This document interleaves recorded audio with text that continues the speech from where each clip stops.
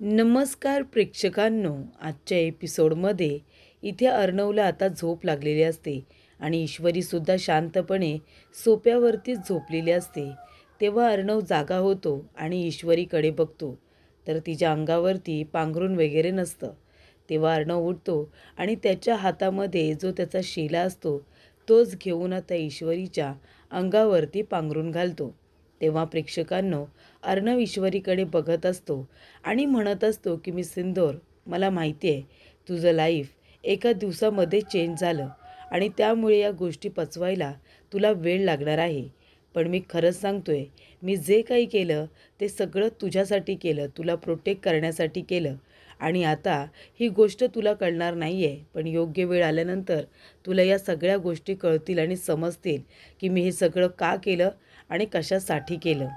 त्यानंतर इथे ईश्वरी म्हणालेली असते, जरीसुद्धा आपलं लग्न झालं असलं ना, तरीसुद्धा मी तुम्हाला नवरा आणि लग्न हे मान्य करणार नाही.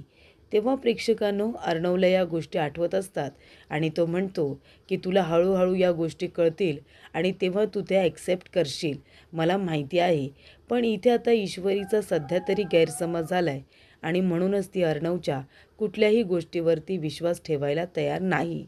त्यानंतर प्रेक्षकांनो, अंजली आता राकेशला फोन करत असते, पण इथे राकेश फोन उचलायला तयार नसतो.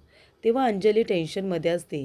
ती म्हणत असते, काय झालं असेल, हे फोनच का उचलत नाही आहे, कधीपासून मी फोन करते यांना. तेवढ्यातच मामा तिथे येतात. मामा म्हणतात, काय गं अंजली, काय झालं? तेव्हा अंजली म्हणते, मामा बघा ना, अहो कधीपासून मी यांना फोन करते, पण राजेश फोनच उचलत नाही आहेत. आधी तर लागत नाही आहे, लागला तर ते उचलत नाही आहेत. असं का होते मामा? जर त्यांनी माझा फोनच उचलला नाही तर मला कळणार कसं की राजेश कुठे आहेत म्हणून, कधी घरी परत येणार आहेत? मला कसं कळणार आहे मामा? मला त्यांची खरंच खूप काळजी वाटते. मामा म्हणतात, अंजली अंजली शांत हो. हे बघ शांत हो, जावई बापू कुठल्या तरी कामामध्ये असतील, तिथे रेंजचा वगैरे प्रॉब्लेम असेल. तू नको बरं काळजी करू. हे बघ मी आहे ना, एका तासाच्या आत मी जावई बापांचा पत्ता शोधून काढतो. ते कुठे आहेत, कुठे गेलेत, सगळं काही शोधून काढतो. पण तू प्लीज, तू आता इथे स्वतःला त्रास करून घेऊ नकोस, मग तर चालेल ना? तेव्हा इथे अंजली म्हणते, प्लीज मामा प्लीज, तूच आता काहीतरी कर आणि लवकरात लवकर यांचा पत्ता शोधून काढ. तेव्हा मामा म्हणतात, ठीक आहे, मी लवकर त्यांना फोन करण्याचा प्रयत्न करतो आणि त्यांच्याजवळ काही बोलणं झालं की तुला सांगतो. आणि अंजली, अगं जावई बापूंची कशाला काळजी करतेस?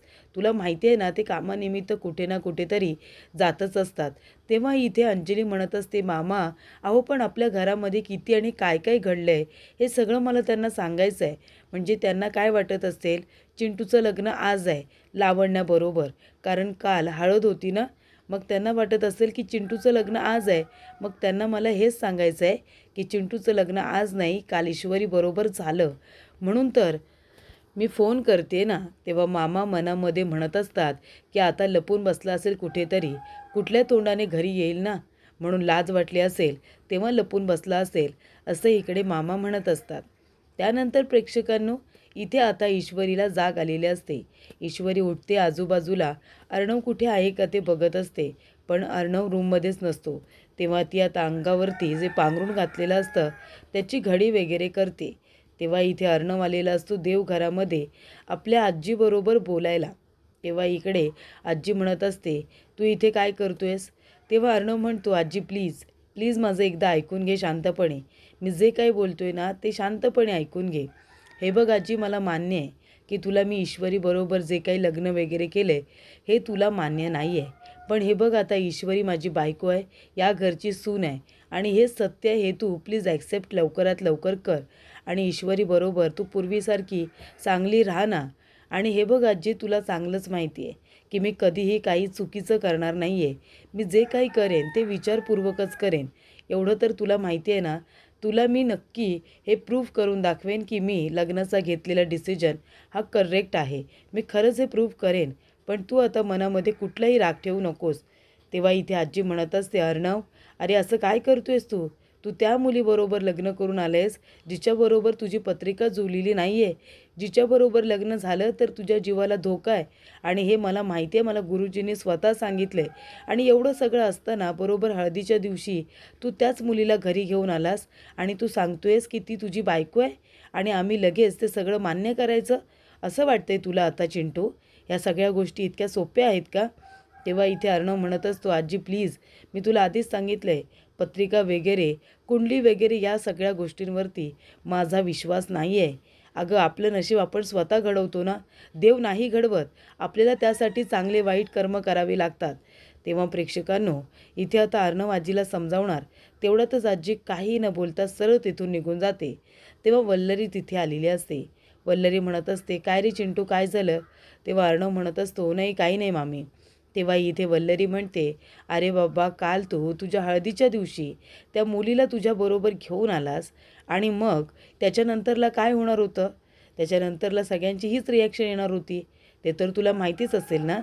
तेव्हा प्रेक्षकांनं, जी मुलगी तुझ्याबरोबर आली आहे ना अर्णव, ती तुझ्या मर्जीने आली आहे. त्याच्यामध्ये तिची मर्जीसुद्धा सामील आहे की नाही आम्हाला माहिती नाही आहे. तेव्हा इथे अर्णव म्हणत असतो, मामी प्लीज, ती मुलगी बोलू नकोस आणि ती माझ्या बरोबर आलेली नाही आहे. माझी लग्नाची बायको आहे ती. हे बघ मामी, मग तसं तर बघायला गेलं तर जेव्हा माझं लग्न होतं तेव्हा तू कुठे गायब झाली होतीस? तू तर मला फक्त थोड्या वेळासाठीच दिसलीस.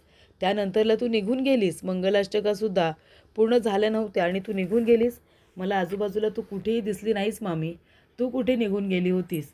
तेव्हा इथे वल्लरी आता गप्पच बसते. काय बोलावं तिला कळतच नाही. तेव्हा अर्णव म्हणत असतो, मामी, मला फक्त एकच गोष्ट सांगायची आहे. माझं आणि ईश्वरीचं आता लग्न झालं आहे. ईश्वरी आता माझी ऑफिशियली बायको आहे आणि त्या अधिकाराने ती या घरची सून आहे आणि ती आता इथेच राहणार आहे. तेव्हा मी काय म्हणतो, राग रुसवा धरण्यापेक्षा, एकमेकांशी न बोलण्यापेक्षा, जर सगळी काही सिच्युएशन व्यवस्थित लक्षात घेतली आणि जर हे सत्य सगळ्यांनी ॲक्सेप्ट केलं तर गोष्टी माझ्यासाठी सुद्धा चांगल्याच होतील ना. म्हणजे मी काय म्हणतो आहे मामी, हे बघ, आता ईश्वरी या घरची सून आहे ना, तर प्लीज, ती आपल्या घरात नवीन आहे. आपण तिला सांभाळून घेतलं पाहिजे. आपण तिला सगळ्या गोष्टी सांगितल्या पाहिजे, असं इकडे अर्णवचं म्हणणं असतं. तेव्हा वल्लरी आता म्हणत असते आपल्या मनामध्ये, अर्णव, तू काहीही म्हण रे, किती आणि काहीही म्हण, की ईश्वरीबरोबर चांगले वागा वगैरे, पण काहीही झालं तरीसुद्धा मी मात्र त्या मुलीला कधीच या घरामध्ये राहू देणार नाही. त्या मुलीला कसं घरातून बाहेर काढायचं आहे याचंच तर मी आणि लावण्या आम्ही दोघीजणी प्लॅनिंग करतो आहे. त्यानंतर प्रेक्षकांनो, इथे आता अर्णवने मामीला समजावलेलं असतं की मनामध्ये राग ठेवू नकोस. आपल्याला घरातली कामं एकत्र करायची आहेत. त्याचबरोबर तू जर ईश्वरीचा राग करत राहिलीस तर त्रास तुलासुद्धा होईल आणि तिलासुद्धा. म्हणून इथे अर्णव आता आपल्या लेवलवरती आपल्या घरातल्या सर्व बायकांना समजवत असतो, त्यांना समजावण्याचं काम करत असतो. तेव्हा प्रेक्षकांनो, इथे अर्णव आता आपल्या रूममध्ये येतो. आजूबाजूला बघतो तर त्याला ईश्वरी दिसत नाही. तेव्हा अर्णव एका मिनिटामध्ये पॅनिक होतो आणि तो ईश्वरीला आता आजूबाजूला शोधत असतो. ईश्वरी एका बाजूला खिडकीमध्ये शांतपणे उभी राहिलेली असते. तेव्हा इथे अर्णव म्हणत असतो, मी सिंदूर, तुला फ्रेश वगैरे व्हायचं असेल तर तू होऊ शकतेस. आणि हे बघ, गाडीमध्ये तुझी पर्स होती, तीसुद्धा मी घेऊन आलो आहे. तेव्हा इथे ईश्वरी जाते, अर्णवच्या हातातून आपली पर्स घेते आणि त्याच्यामध्ये जो काही मोबाईल वगैरे असतो तो सुद्धा आता बाहेर काढत असते. तेव्हा इथे ईश्वरी म्हणते की मला तयार व्हायचं आहे, तुम्ही आता बाहेर जा. तेव्हा अर्णव म्हणतो, हो मला माहिती आहे, मी बाहेरच जातो आहे. आणि हे बघ, तुला ज्या काही टॉयलेट ट्रीज लागतील ना त्या आतमध्येच आहेत. तेव्हा ईश्वरी म्हणते, काय? तेव्हा अर्णव म्हणतो, टॉयलेट ट्रीज म्हणजे तिथे शॅम्पू, कंडिशनर, सोप, कोलगेट, जे काही तुला हवं आहे ते सगळं आहे आतमध्ये. ते मी तुला सांगतो आहे. आणि हे बघ, ते सगळे मॅनचे आहेत. फिमेलचे मी तुझ्यासाठी सगळे ऑर्डर करतो, ते थोड्या वेळातच पोचतील. पण एक गोष्ट लक्षात ठेव, इथे कोलगेट आहे ना, ते खालच्या ड्रॉवरमध्ये आहे, त्याच्यातून घे. तेव्हा प्रेक्षकांनो, ईश्वरी म्हणते की मला चार्जर हवा आहे. तेव्हा अर्णव म्हणतो, चार्जर हवा आहे तुला? तो खालचा ड्रॉवर आहे ना त्याच्यामध्ये आहे, तो घे स्वतःच्या हाताने, असं अर्णव म्हणतो आणि खाली निघून येतो. तेव्हा इथे मामा आता टेन्शनमध्ये असतात. तेव्हा अर्णव म्हणतो, मामा काय झालं? राजेशबद्दल काही माहिती मिळाली का? मामा म्हणतात, नाही ना, त्या राजेशबद्दल काहीही माहिती मिळालेली नाही आहे. मला तर वाटतं लपून बसला असेल आता कुठेतरी. कुठल्या तोंडाने आता घरी येईल? म्हणजे घरी आला तरी प्रॉब्लेम, नाही आला तरी प्रॉब्लेम.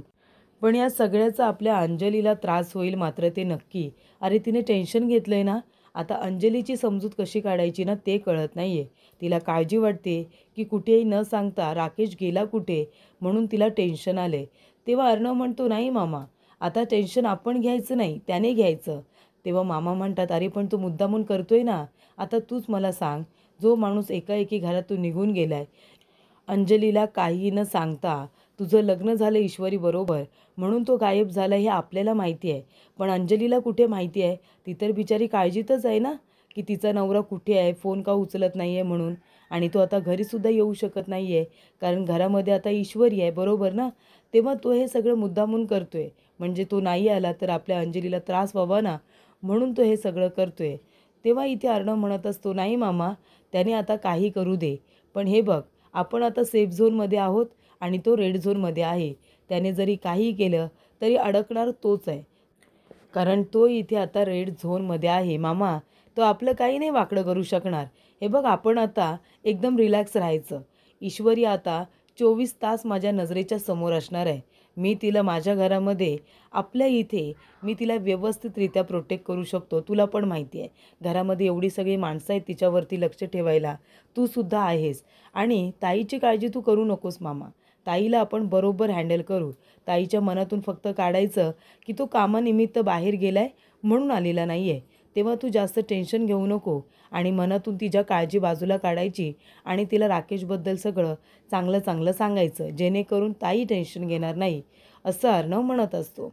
त्यानंतर इथे राकेश आता घरी आलेला नाही आहे म्हणून सगळेजण टेन्शनमध्ये असतात, पण अंजलीच्या टेन्शनमध्ये असतात, बाकी कुणाच्याच नाही. त्यानंतर प्रेक्षकांनो, इथे आता अर्णव आपल्या रूममध्ये येतो आणि तो म्हणत असतो की आता इथे कपाटामध्ये ईश्वरीसाठी जागा करायला हवी, म्हणून तो आपले कपडे आहेत ते बाजूला करत असतो. पण इथे ईश्वरी आता पूर्णपणे पाण्यामध्ये भिजून बाहेर आलेली असते. तेव्हा इथे अर्णव म्हणतो, मी सिंदूर, हे काय आहे सगळं? हे काय ओली होऊन बाहेर आली आहेस? तुमच्या इंदोरमध्ये कपडे घालून आंघोळ करतात का? तेव्हा इथे ईश्वरी म्हणत असते की सर, अहो तुमच्या घरामध्ये कधी काही साधं सोपं असतं का? सांगा ना. सगळं काही तुमच्यासारखाच गोंधळ आहे. बघा, मला तुम्ही सांगा. आता मी खाली नळ चालू करायला गेले तर वरचा शॉवर सुरू झाला आणि त्याने सगळं मला भिजवून टाकलं, अगदी ओलंचिंब करून टाकलं. त्यानंतरला मी दुसरा इथे नळ सुरू करायला गेले तर तो नळ निघून माझ्या हातामध्येच आला. तेव्हा अर्णव म्हणतो, काय म्हणजे तुटला? मग खाली आता सगळं पाणी वाया जाते की काय? तेव्हा ईश्वरी म्हणते, नाही, लावला मी. पण अहो, हे सगळं तुमच्या बाथरूममध्ये घडतंय ना, हे तुमच्यामुळे. कारण तुम्हाला साध्या सोप्या गोष्टी लावताच येत नाही ना. मी पूर्णपणे भिजावं म्हणून तो शॉवर चालू झाला ना आणि माझ्यावरती पाणी पडलं. हे सगळं तुमच्यामुळे तर झाले. मुद्दामून केलेत सर तुम्ही हे. तेव्हा अर्णव म्हणतो, हो, मी मुद्दामूनच केले हे सगळं.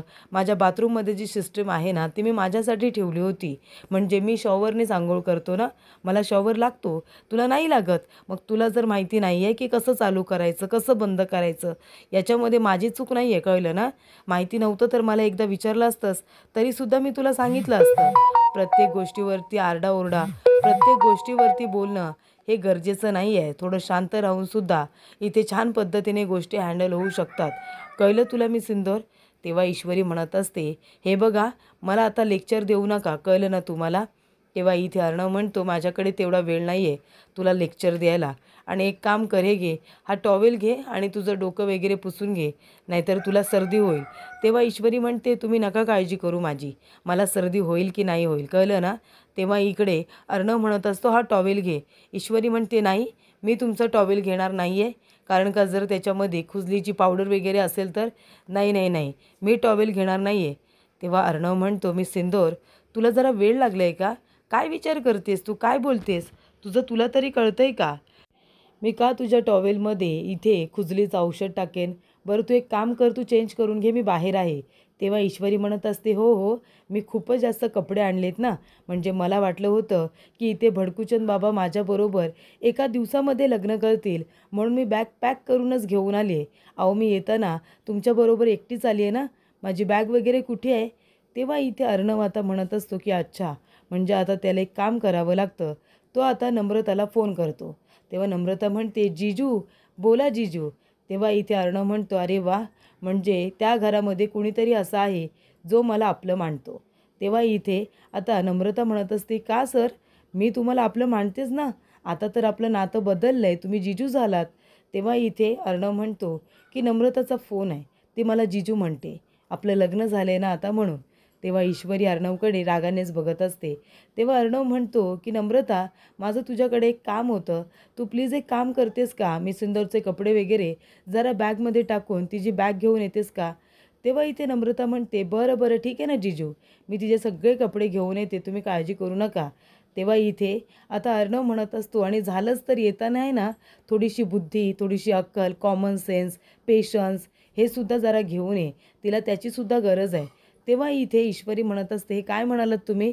तेव्हा अर्णव म्हणतो, मी योग्य तेच म्हणालो, अजून काही तुला हवं आहे का? तेव्हा ईश्वरी म्हणते, हो हवे आहे ना, शांतता हवी आहे मला. तेव्हा अर्णव म्हणतो, आणि नम्रता शांततासुद्धा घेऊन ये. तेव्हा अर्णव म्हणतो, नाही, ती म्हणते की शांतता मिळणार नाही आहे, कारण ती शांतता आहे ना आपण स्वतःने स्वतःला द्यायची असते. त्यामुळे आता तू एक काम कर, हा टॉवेल घे आणि डोकं वगैरे पुस, तुला सर्दी होईल आणि तू जरा शांत राहा, म्हणजे सगळ्या गोष्टी सोप्या होतील, असं अर्णव म्हणतो. तेव्हा इथे ईश्वरी अर्णवकडून फोन घेते आणि म्हणत असते की नमुताई, येताना आहे ना माझ्या अजून काही गोष्टी तुला आणायच्या आहेत, आणि ती सांगत असते की काय काय घेऊन ये म्हणून. तेव्हा प्रेक्षकांनो, इथे आता मामा मुद्दामून नाटक करत असतात. मामा म्हणत असतात की अरे जावई बापू, अहो कसे आहात तुम्ही, कुठे आहात कुठे? हो हो, अंजलीला फोन ना, देतो हां देतो. तेव्हा इथे मामा अंजलीला आता फोन द्यायला येत असतात, पण हे सगळं नाटक असतं. कारण मामा म्हणतात, अरे देवा, रेंजच गेली, आता काय, आता बोलताच येणार नाही आहे, तिकडे रेंज नाही आहे ना. तेव्हा इथे मामा म्हणतात, सॉरी अंजली, खरंच सॉरी, मला माहिती आहे तुझ्या मनाची आता काय अवस्था असेल, पण बाळा कसं आहे ना, म्हणजे मी आता तुला काहीच सांगू शकत नाही आहे, पण एक गोष्ट करतो, तुला इथे रिलॅक्स ठेवण्याचा, तुला टेन्शन फ्री ठेवण्याचा प्रयत्न मी नक्कीच करतो आहे. तेव्हा प्रेक्षकांनो मामा येतात आणि म्हणतात, अगं अंजली, जावई बापूंचा फोन होता. तेव्हा अंजली म्हणते, मामा, अरे यांचा फोन होता तर ते माझ्याशी बोलले का नाहीत, आणि त्यांनी तुला का फोन केला? तेव्हा इथे मामा म्हणतात, अगं असं काय करतेस तू बाळा, तुला माहिती आहे ना ते कुठे कुठे जातात. तुला माहिती आहे का मागच्या वेळची ती खेडेगावातली केस, गरिबांना मदत करण्यासाठी जावई बापू गेले होते आणि 8 दिवस आले नव्हते, माहिती आहे तुला? अगं त्यांची गरज आहे तिथे, आणि त्या खेडेगावामध्ये कसं आहे ना, हायवेला यावं लागतं फोन करायला, म्हणून जावई बापू थोड्या वेळासाठी आले होते. तू झोपली असशील, आराम करत असशील, तुला काळजी वाटायला नको, म्हणून त्यांनी मला फोन केला असेल. तेव्हा प्रेक्षकांनो, इथे आता मामा म्हणतात, अगं एका खेडेगावामध्ये काही लोकांना मदत करायला गेलेत, येतील ना थोड्या दिवसांमध्ये, नको बरं काळजी करू. बरं चल, आता चेहऱ्यावरती तुझ्या स्माईल येऊ दे जरा, मला तुझ्या चेहऱ्यावरती स्माईल बघायचं आहे. तेव्हा इथे अंजली आता थोडीशी स्माईल करते. मामा म्हणतात, नको काळजी करू, सगळं काही व्यवस्थित होईल, राकेशसुद्धा घरी परत येतील, कळते ना तुला? तेव्हा इथे अंजली म्हणते, हो मामा. तेव्हा मामा म्हणतात, टेन्शन नको घेऊ, आता हस बरं हस. तेव्हा अंजली इथे मामांसाठी थोडीशी स्माईल करते. मामांनी इथे आता अंजलीला सांगितलेलं असतं की फोन कट झाला कारण तिथे रेंज नाही आहे, आणि त्याचबरोबर इथे आता खेडेगावामध्ये असल्यामुळे तिथे फोन लागत नाही, तेव्हा तुझा फोन लागत नाही आहे, असं इकडे मामा आता अंजलीला सांगतात. अंजलीला ते सगळं पटतं, खरंच वाटतं तिला ते. तेव्हा प्रेक्षकांनो, इथे आता अर्णव म्हणत असतो, हे घे मी सुंदर, हे माझे कपडे घाल जोपर्यंत तुझे कपडे येत नाही. तेव्हा इथे अंजली आता आपल्या रूममध्ये असते. मामा म्हणालेले असतात की अर्णवचं आणि ईश्वरीचं लग्न झालं आहे, मग ते खेळ वगैरे खेळायला नको का? त्याची तयारी तर आता आपल्यालाच करायला हवी ना. चल बरं, आता त्यांच्या लग्नानंतरचा पहिला दिवस आहे, ज्या काही रसम आहेत, खेळ आहेत, ते सगळे सुरू केले पाहिजे. तेव्हा इथे आता अंजली म्हणते, हो मामा चल, मी सगळी तयारी करून घेते. तेव्हा इकडे अर्णव म्हणत असतो, मी सिंदूर, हे बघ, इगोवरती घेऊ नकोस गोष्टी, हे घे, जोपर्यंत तुझे कपडे येत नाही तोपर्यंत माझे हे कपडे घाल. तेव्हा ईश्वरी म्हणते, का का मी तुमचे कपडे घालू, मी नाही घालणार आहे. तेव्हा इथे अर्णव म्हणत असतो, हे बघ, तुझे कपडे ओले आहेत आणि माझे सुके आहेत, तेव्हा तुझे कपडे जोपर्यंत येत नाही तोपर्यंत माझे कपडे घाल, रूममध्ये थांब, आणि जेव्हा इथे नम्रता येईल तेव्हा तयार हो, मग तर चालेल ना.